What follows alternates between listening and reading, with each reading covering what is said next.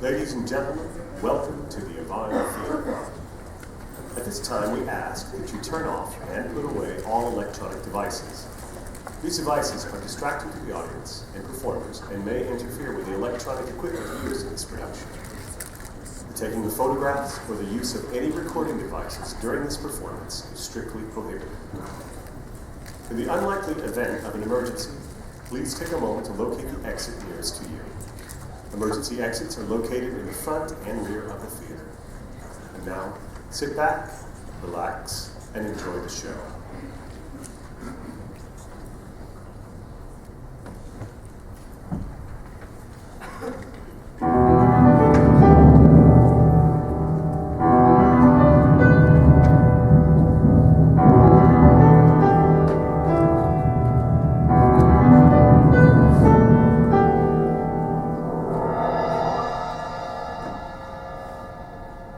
Now that I'm dead, I know everything. This is what I wished would happen, but like so many of my wishes, it's failed to come true. I know only a few factoids that I didn't know before. Death is much too high a price to pay for the satisfaction of curiosity, needless to say. Since being dead, since achieving this state of bonelessness, limplessness, restlessness, I've learned some things I would rather not know, as one does when listening in its windows or opening other people's letters. You think you'd like to read minds? Think again.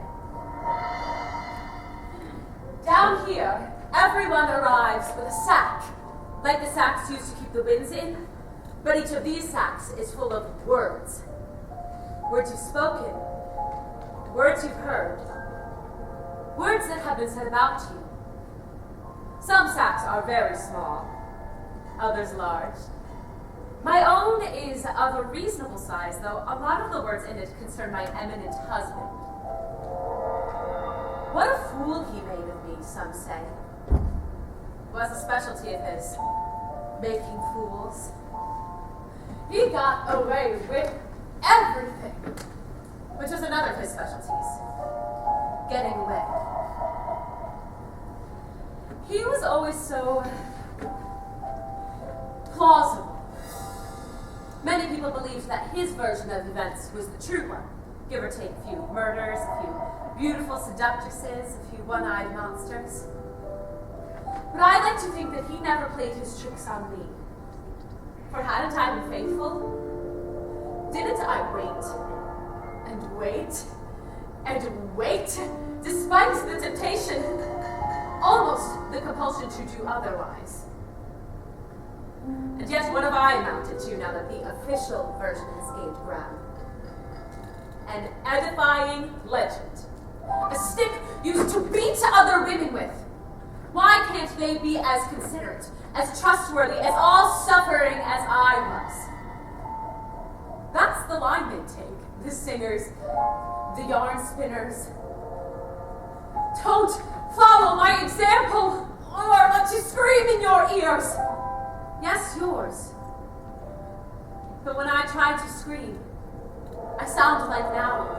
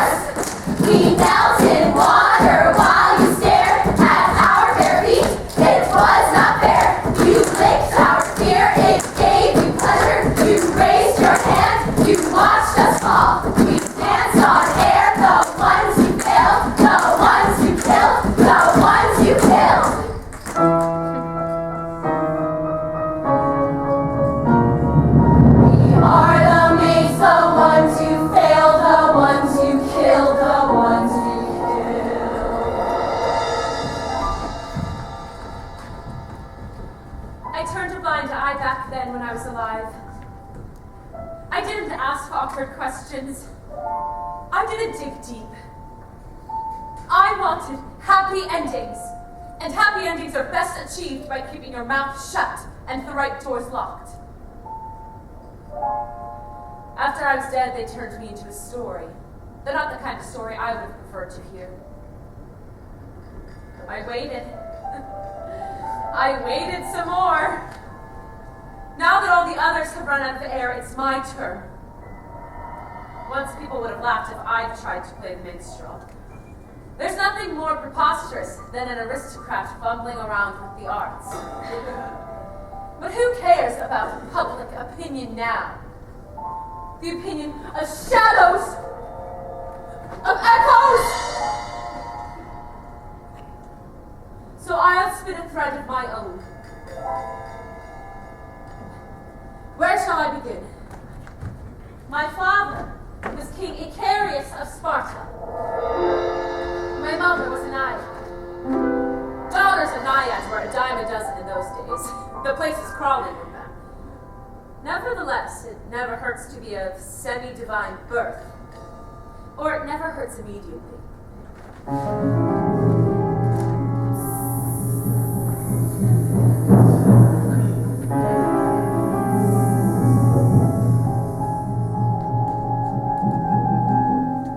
What's it saying? You have a very young child, a daughter. Yes. The gods have given her intelligence and a faithful and patient nature. Good. She will weave her father's shroud. Her father's shroud. Father-in-law, something with father in it. She'll kill me. It's not totally clear. The gods often mumble. She'll kill me. The divine snake has spoken.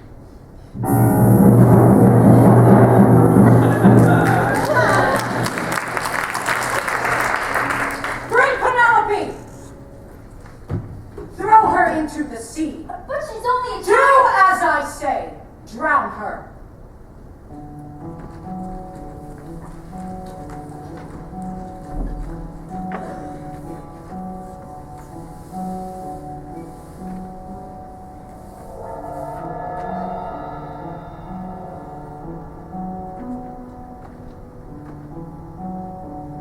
Luckily, a flock of purple-striped ducks came to my rescue and towed me ashore.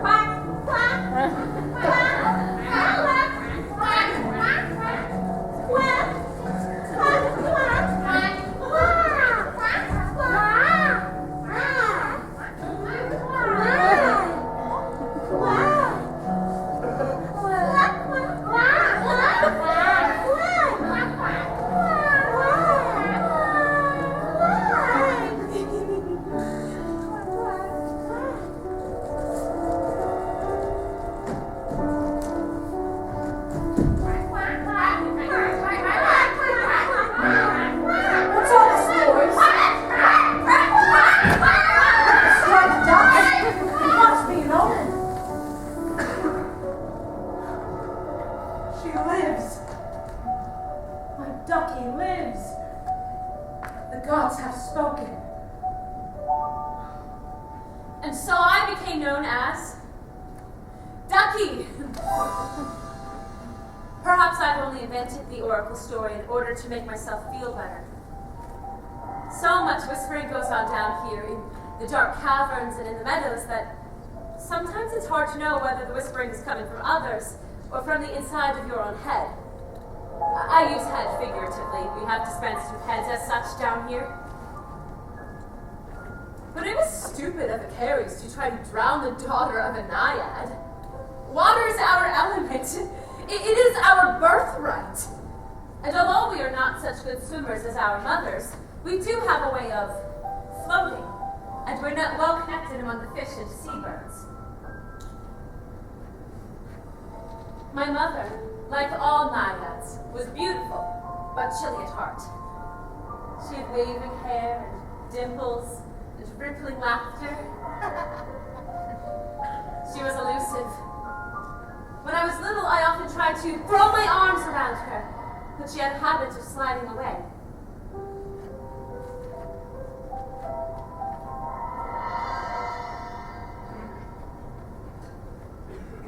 like to think that she might have been responsible for calling up that flock of ducks. But probably she wasn't. She preferred swimming in the river to the care of small children, and often I slipped her mind. If my father hadn't had me thrown into the sea, she might have dropped me in herself in a fit of absent-mindedness or irritation. She had a short attention span and rapidly changing emotions. Have I forgotten to tell you that she had rather small, pointed teeth? Being thrown into the sea did not improve my relations with my father. There I would be strolling hand in hand with my apparently fond male parent along a cliff edge, or a riverbank, or a parapet. And the thought would occur to me that he might suddenly decide to shove me over or bash me to death with a rock. It is to this episode that I attribute my reserve, as well as my mistrust of other people's intentions. I was a child who learned early the virtues of self-sufficiency. I knew I would have to look out for myself in the world. I could hardly count on family support.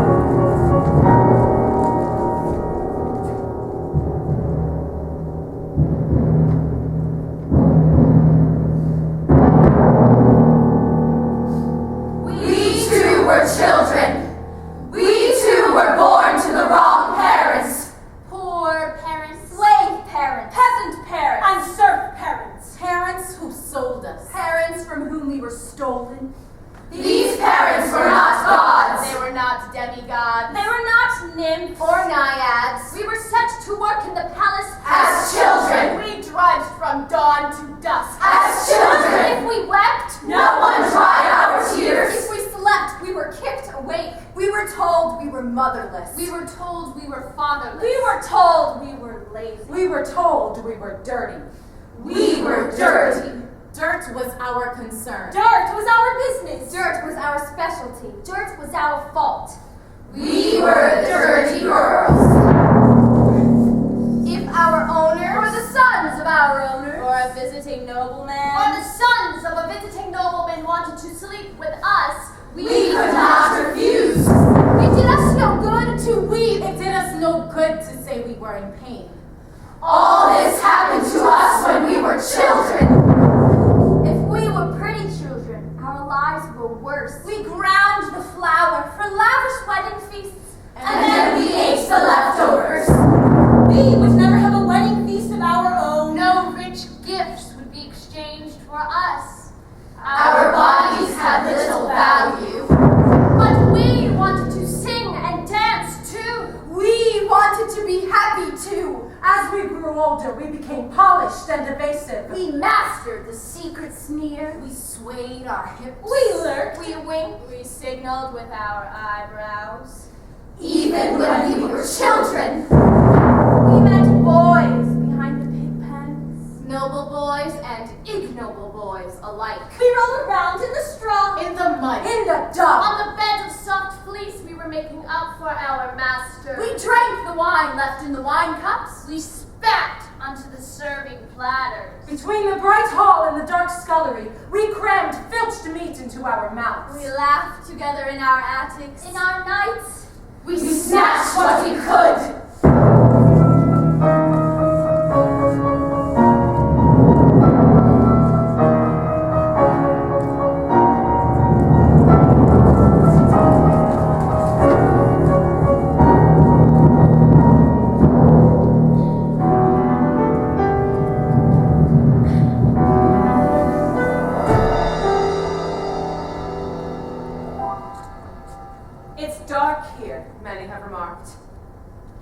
Dark death, they say, or the gloomy halls of Hades. This is true, but one can always take a walk through the fields of Asphodel. It's brighter there, and a certain amount of vapid dancing goes on, though the region sounds better than it is. The fields of Asphodel has a poetic lilt to it, but while the white flowers are pretty enough, a person soon gets tired of them. I would have preferred an assortment of colors. A few winding paths and vistas and stone benches and fountains. Perhaps the odd hyacinth or a sprinkling of crocuses. Though we never get spring here. Or any other seasons for that matter. But I shouldn't complain. Every once in a while, the fog parts and we get a glimpse of the world of the living. It's like rubbing the glass on a dirty window and making space to look through. Sometimes the barrier dissolves and then we can go on an outing. Then we get very excited and there's a great deal of squeaking. The difficulty, of course, is that I have no mouth through which I can speak.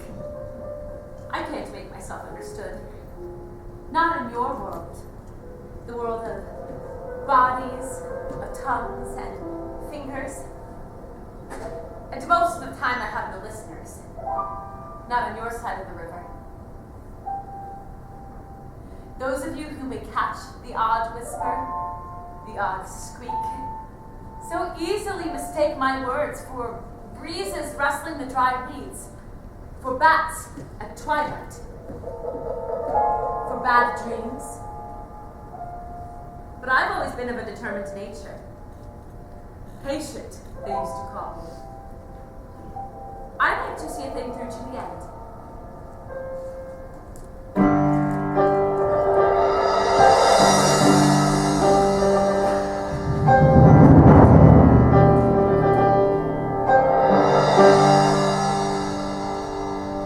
My marriage was arranged. Marriages are for having children, and children are not toys and pets. Children are vehicles for passing things along. Kingdoms. Wedding gifts. Stories. Grudges. Through children, alliances are forged. Through children, wrongs are avenged. To have a child is to set loose a force in the world. And if you have an enemy, it is best to kill his son. For as long as they're alive, they are a danger to you.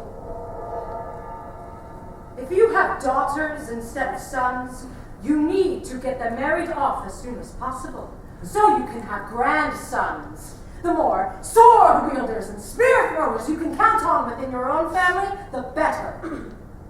In my court, we honor the ancient custom of holding an athletic competition to determine a suitable match. And so, whoever wins the foot race wins my daughter's hand in marriage, and a substantial dowry. So,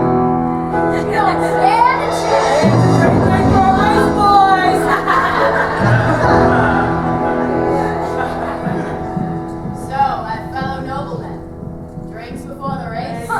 The drinks will be held in my honor afterwards. You can count on that. You're not running in those sandals. At Polonius, you put on some weight. Eating well? Yeah. Penelope, I love you madly. For you I would give my life so gladly. Thy beauteous rose is like a rose.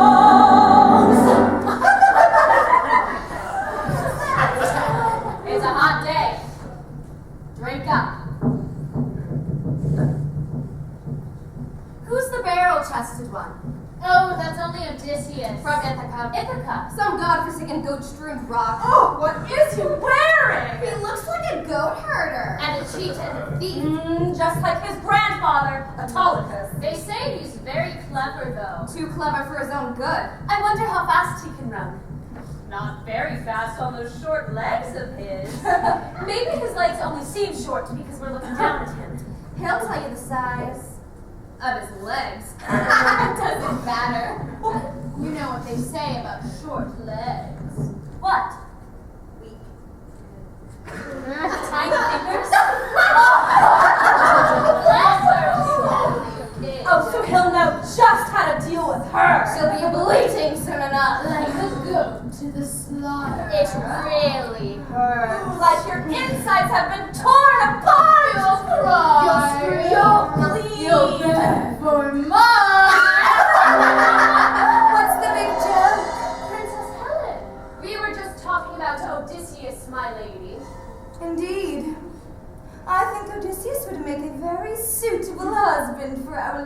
ducky. She likes the quiet life after all, and she'll certainly have that if he takes her to Ithaca, as he's boasting of doing. Oh, you could help him look after his goats. I think the two of you would look quite sweet together. You both have such short legs. Oh, never mind that, little cousin. They say he's very clever. You're very clever too, they tell me. So at least you'll be able to understand what he says. I certainly never could. Oh, it's lucky for us both that he didn't win me.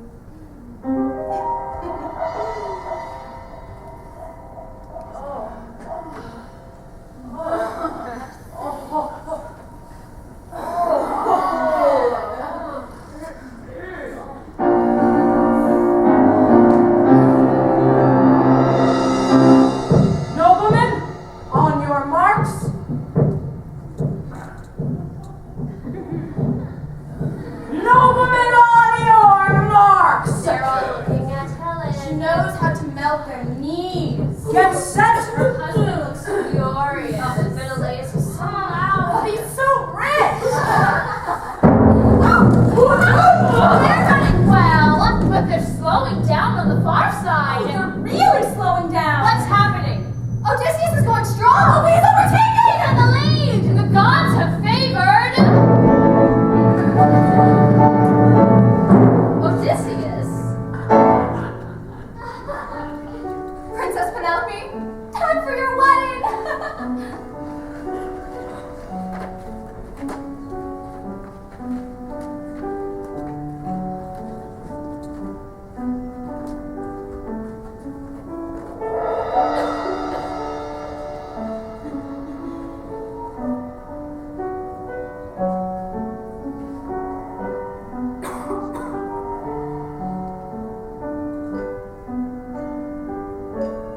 I had trouble making it through the ceremony. The sacrifices of animals, the offerings to the gods, the lustral sprinklings, the libations, the prayers, the interminable songs. I felt quite dizzy. I kept my eyes downcast so that all I could see of Odysseus was the lower half of his body. Short legs, I kept thinking, and even the most solemn moments. This wasn't an appropriate thought. It was trivial and silly, and it made me want to giggle. But in my own defense, I must point out that I was only 15. And so I was handed over to Odysseus, like a package of meat, a sort of gilded blood pudding. Penelope, my child, Yes, Mother? remember this. Water does not resist. Water flows.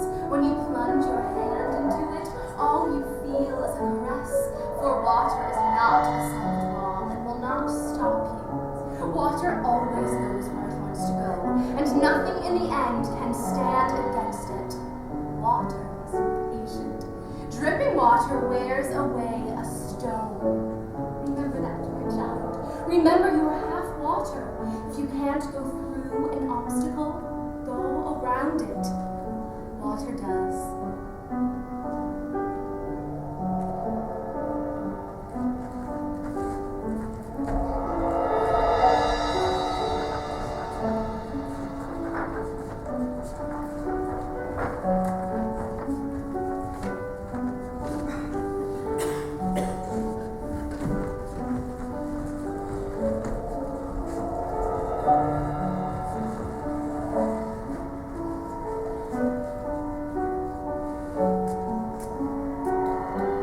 A toast to my wife, the fair and intelligent Penelope.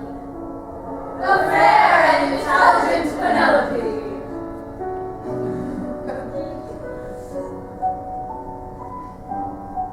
Your cup is empty, sir. May I fill it?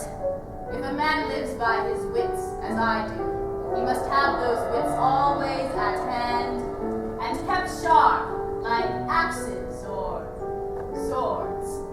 Only fools are given to bragging about how much they can drink. Cheated! Short legs, nothing but goat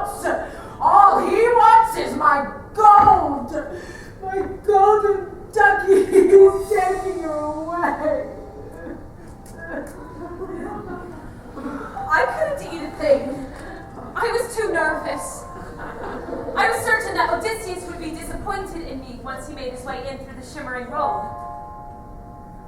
But he wasn't looking at me, and neither was anyone else. They were all staring at Helen, who was intolerably beautiful as usual. And although mine was the marriage in question, Helen wanted all the attention for herself. I suspect that she used to flirt with her dog, with her mirror, with her comb, with her bedpost. She needed to keep in practice. But in a way, it was kind of lucky that she was distracting everyone's attention, because it kept them from noticing me and my trembling into awkwardness. I wasn't just nervous. I was terrified. Tonight, it's time! All right, O'Neill,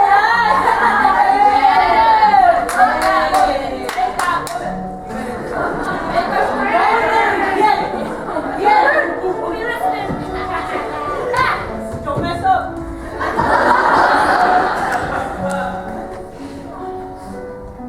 Come over here.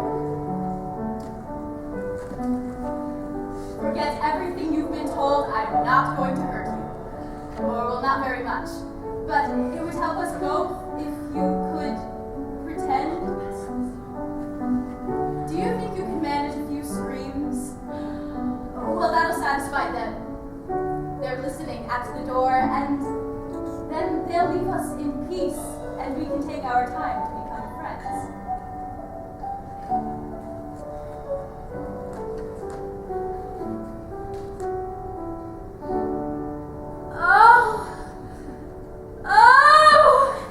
Odysseus!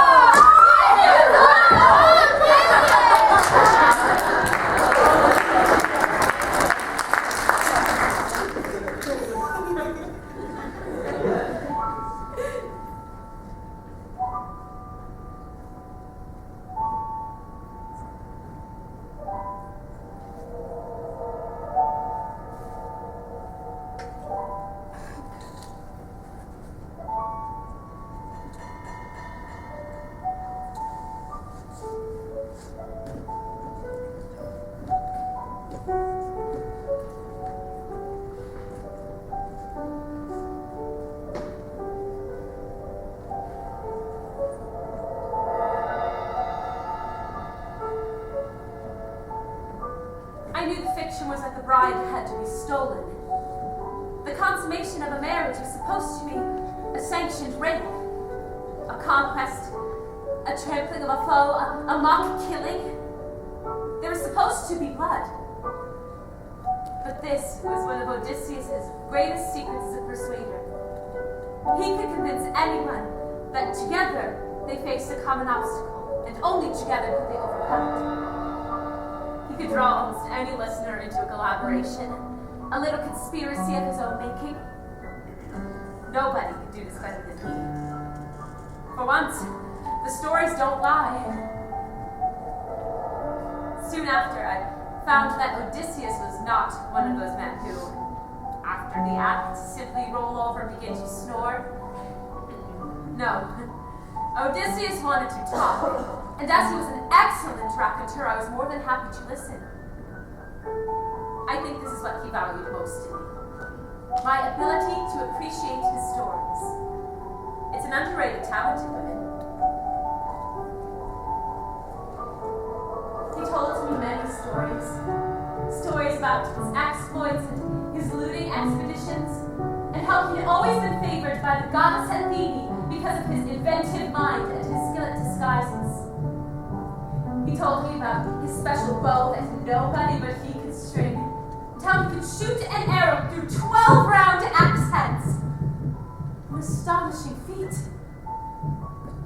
He showed me the long scar on his side. He told me how he came by it. He'd been savaged by a ferocious boar while hunting, and how after a tremendous battle he'd killed the boar. In return, I told him the story of my own near drowning. He said that he himself would never think of drowning in such a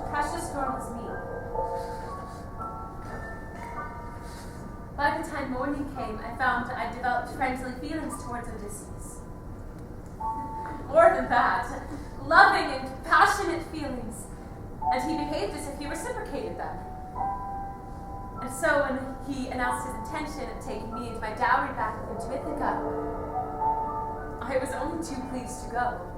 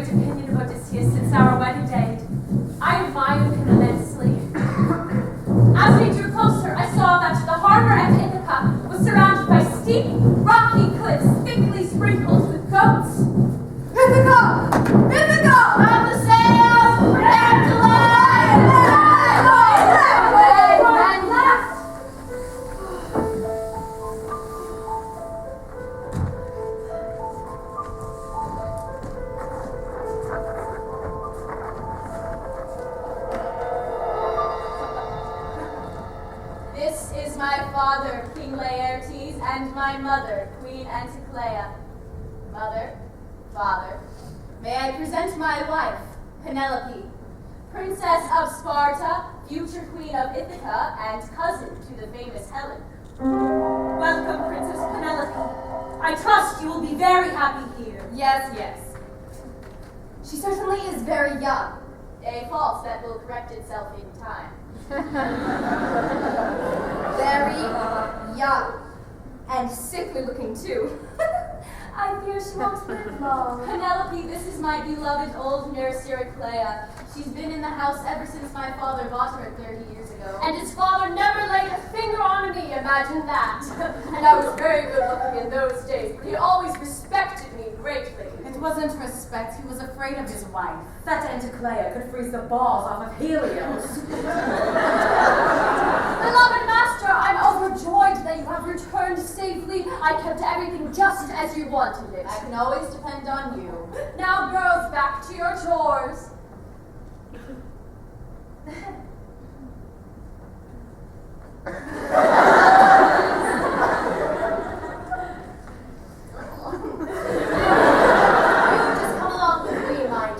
I'm the one to show you how things are done here in Ithaca, and nobody knows Odysseus the way I do. For didn't I raise him as a baby, and brought him up as a youth, and tended that awful wound on his thigh he got from that wild boar that time? He's still got the scar, but I'm sure you've seen it.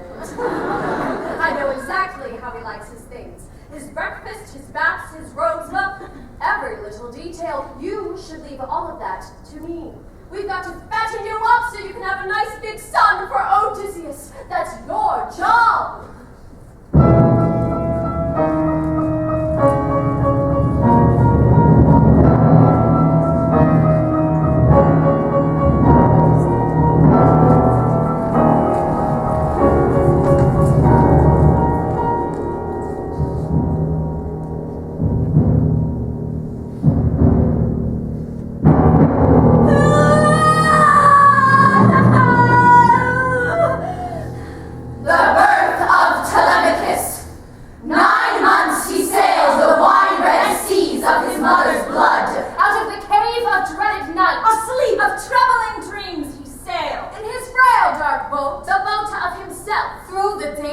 Ocean of his vast mother he sailed. From the distant cave where the threads of men's lives are spun, then measured, and then cut short by the three fatal sisters, intent on their gruesome handcrafts. And the lives of women also are twisted into the strand.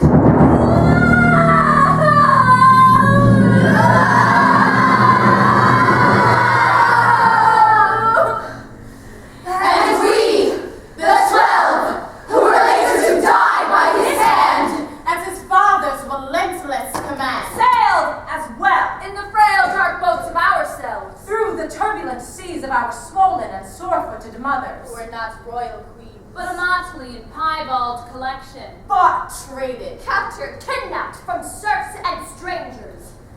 After the 9-month voyage, we came to shore, beached at the same time as he was, struck by the hostile air.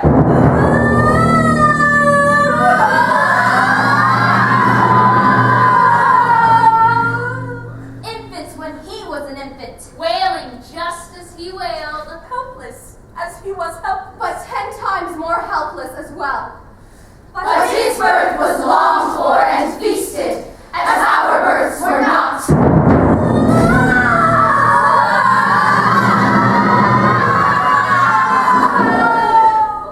If we had known what the fates do, could we have drowned him back then?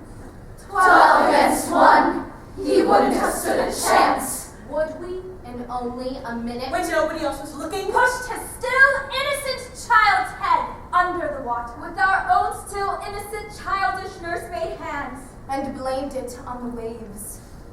Would we have had it in us? Ask the three sisters, spinning their blood-red mazes, tangling the lives of men and women together. Only they know our hearts. From us you will get no answer.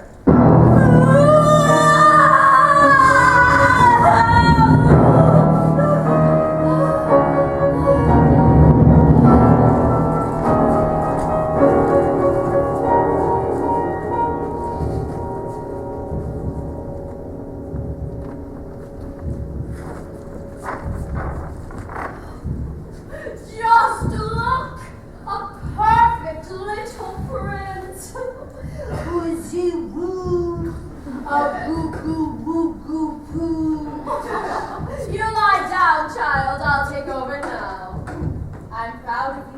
my little duck. Not even Helen has borne a son yet. Why was he always thinking about Helen? I had little authority in my new home. Eurycleia and my mother-in-law ran all domestic matters. Odysseus controlled the kingdom, and naturally with his father Laertes sticking his oar in from time to time. It was the standard family push and pull over whose word is to carry the most weight. All were agreed on one thing, however. It wasn't mine. Good evening, ma'am. It's been very windy today. Every day is windy in Ithaca. I went for a walk along the cliffs. I hope she was accompanied. Mother, she's always accompanied. You know that. A king's wife is under constant scrutiny.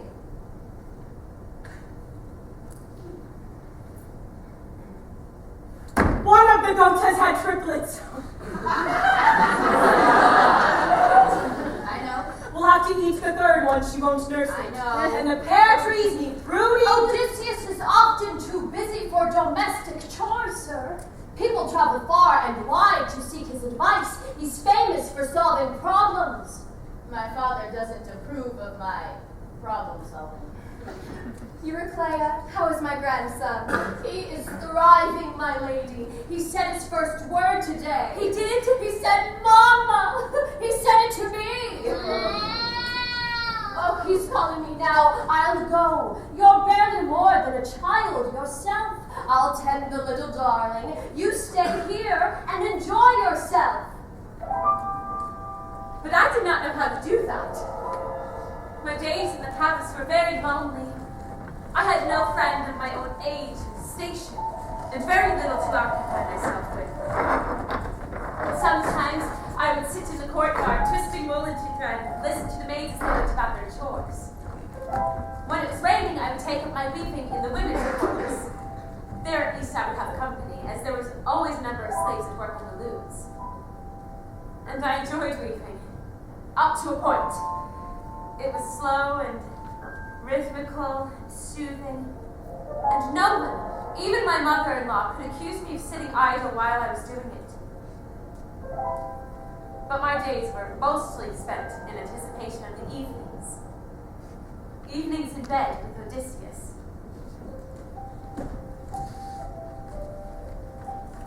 Have I told you the secret about this bed?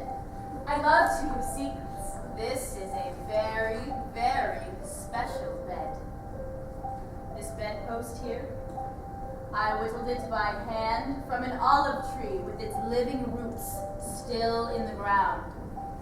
No one will ever be able to move or displace this bed. If word gets around about the secret of my post, I'll know you've been sleeping with some other man, and then I will be very cross indeed, and I'll have to chop you into little pieces with my sword. Oh, I would never think of betraying your great, big host. Good girl. Because I find you out. Everyone has a hidden door, a way into their heart, and it's my special gift to be able to open it. And he who can master the hearts of men is well on his way to mastering the fates and controlling the thread of his own destiny. Do I have a hidden door to my heart? And have you found it? Well, that's for you to tell me. What about the door to your heart? Have I found the key to that?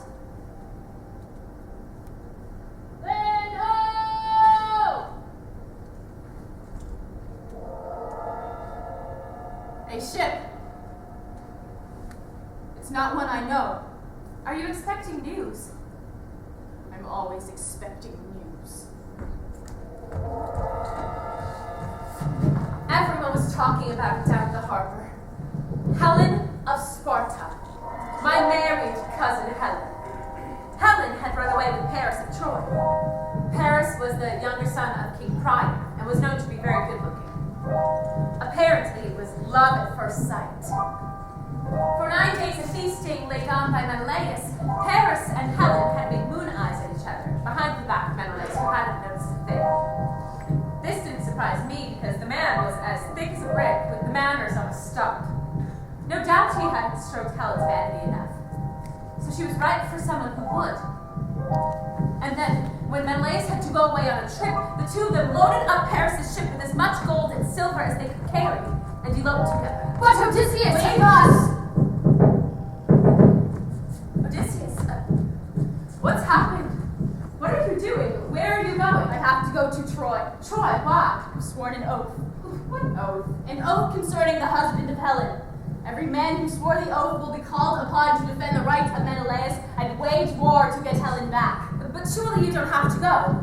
I swore the oath. In fact, the oath was my idea in the first place. But what about me? An oracle decreed that Troy cannot be saved without my help. But what about your son?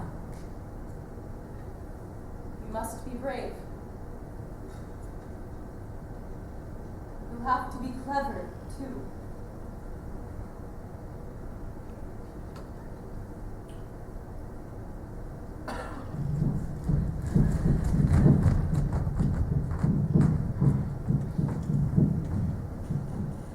Helen. Wicked cousin Helen. Helen the lovely. Helen the irresistible. Helen the septic bitch, the root of all my misfortunes. Helen should have been kept in a locked trunk in a dark cellar because she was poison on legs. Then everything would have been fine.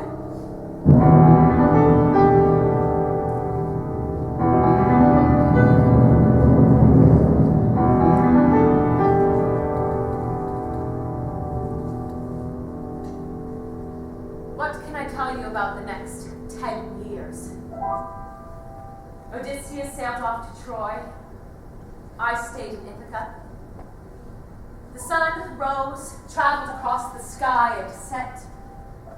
Only sometimes did I think of it as the flaming chariot of Helios. The moon did the same, changing from phase to phase. But only sometimes did I think of it as the silver boat of Artemis. Spring, summer, fall, and winter all followed one another in their appointed rounds. Quite often the wind blew. My mother-in-law, Queen Anticlea, wrinkled up like drying mud, and then died, sickened by an excess of waiting, and convinced that her son would never return. My father-in-law, King Laertes, retreated to the countryside, where he was spotted shambling here and there, in grubby clothing and muttering about pear trees. I suspect he was going soft in the head. But I tried to keep up the appearance of hope, if not for myself, at least for Telemachus, who grew from year to year, indulged by awe. Daddy went to Troy. He didn't take his darling boy, but soon he will be back again, with lots of slaves and golden toys. Daddy went to Troy. Daddy went to Troy. He didn't take his darling boy, but soon he will be back again, with lots of slaves and golden toys. Daddy went to Troy. There you are, Telemachus, my pet. It's time for your dinner, and then you can have a lovely bath and a comforting bedtime drink. Now say goodnight to your mother, my little woggle-poo. You're spoiling him. Oh, it's good for him. He'll be a king one day. As the twig is bent, so will the tree grow. What? We don't want the little twiggy bent now, do we?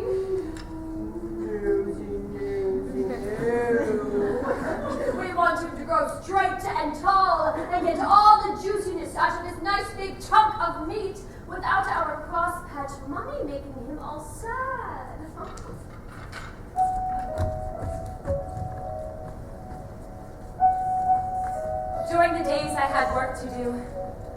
I was now running the kingdom all by myself. In no way had I been prepared for such a task during my early life in Sparta. So in the palace of Ithaca, I had to learn from scratch. But learn I did. My policy was to build up the estates of Odysseus so that he had even more when he returned than he had when he left. More sheep, more cows, more pigs, more fields of grain, more slaves. I often dreamt about Odysseus' return and how I, with womanly modesty, would reveal how well I had done at what was usually considered a man's business. How his face would shine with pleasure. "You're worth 1,000 talents," he'd say. Wouldn't he? And then he'd clasp me tenderly in his arms.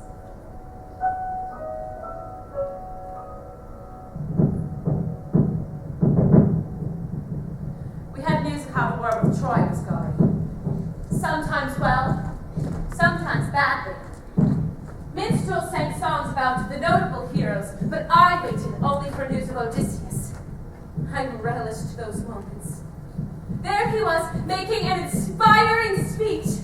There he was, uniting quarreling factions. There he was, disguising himself as a runaway slave and sneaking into Troy, speaking with Helen herself, who the song proclaimed had bathed and anointed him with her very own hands. I wasn't so fond of that part. And then finally, after 10 long years, the news flashed from beacon to beacon. Troy had fallen. They said it was Odysseus. He did it just as the oracle said he would. The walls of Troy were high and thick. No warrior could take them by force, but my Odysseus fooled those Trojans with a wooden horse. It was hollow. He said it was an offering to the gods, but it was stuffed full of Greek soldiers with swords and spears. And the Trojans wheeled the horse inside the city wall. And then darkness fell. The streets ran red with blood. The sky above the palace turned to fire. The Trojan women were raped. The tender young girls! They were shackled together to be shipped away as slaves. The innocent boy children were thrown from a cliff! Their mangled bodies! That's what happens when you lose a war. The Greek ships have set sail for Ithaca. He'll soon be home now, oh my dear master! Day after day I waited. I'd climb up to the top floor of the palace and sit looking out over the harbor. Day after day there was no sign. Sometimes there were ships, though never the ship I longed to see. But the ships brought rumors, and any rumor was better than none. So I listened avidly to them all.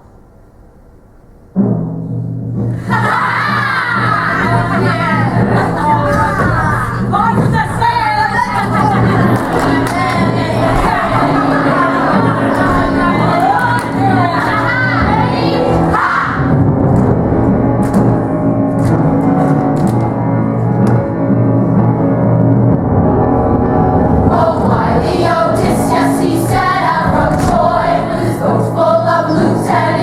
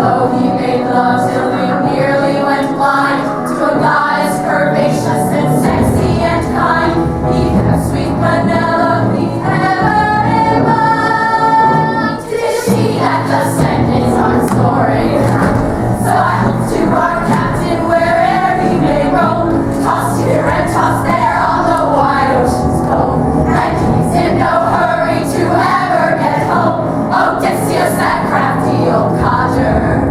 So ahead to our captain where'er he may roam, tossed here and tossed there on the wide ocean's foam, and he's in no hurry to ever get home.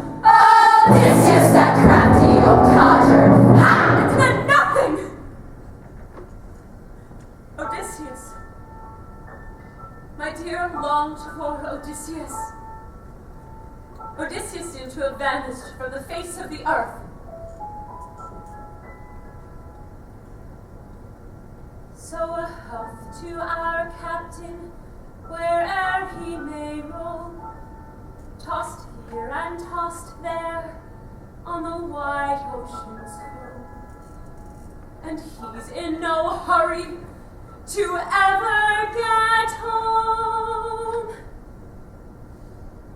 Odysseus, that crafty old codger.